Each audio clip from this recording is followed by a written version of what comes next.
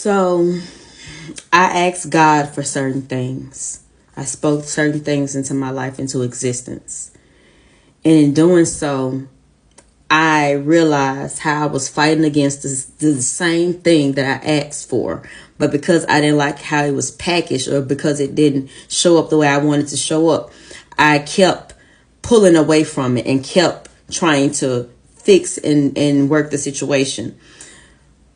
One time, for instance, when I had my accident in last year, I wasn't even a few days out of the hospital when I was trying to get back to work, because I was a temp worker and I was trying to hold on to that position. Because when we end up moving from Memphis to Dallas, it was a great first year, and then the second year, it's like shit happened. An accident happened. I couldn't find a job, and I felt like I wasn't worthy, and it really hurt me to my core, because it made me mad because I wasn't able to heal. And then I also kept putting this strength on myself. And it felt like when you keep plugging something up and it drains out really fast, or you keep plugging something in and it drains out really fast. So you just think if you hold it in there a little bit longer, instead of just letting that shit, replacing that, and just really figuring out what the issue was. And in doing so, I asked God, after I realized that I was fighting to get something that wasn't going to stay in my life. And I'm like, what am I doing? Why am I fighting against exactly what I'm asking for? Or why am I fighting for things that it's not doing me any justice? And that came down to careers, family, friendships.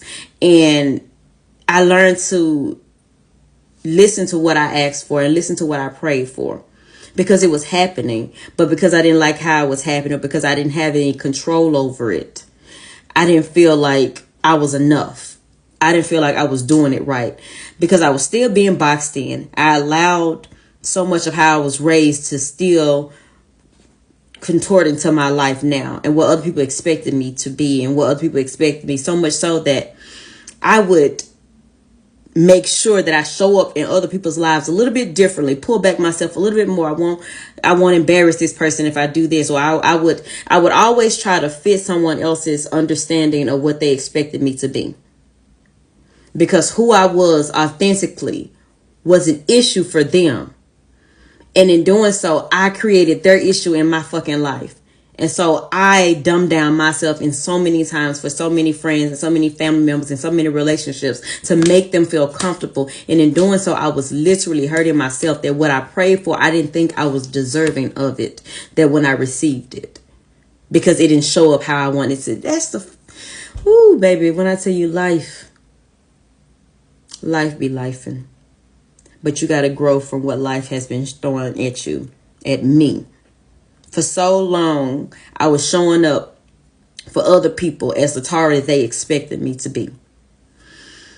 I would still have my own light and my own shine, but I would dim myself just a little, so I won't, discourage anyone else, because they're not where they want to be in life, or they're choosing things that I probably wouldn't choose. So it's been a lot of exposing and realization of myself and my worthiness and what I deserve.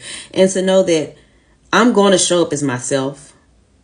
If you don't like it, if it offends you, if it makes you feel some type of way, if you want me to be a certain, that ain't got nothing to do with me.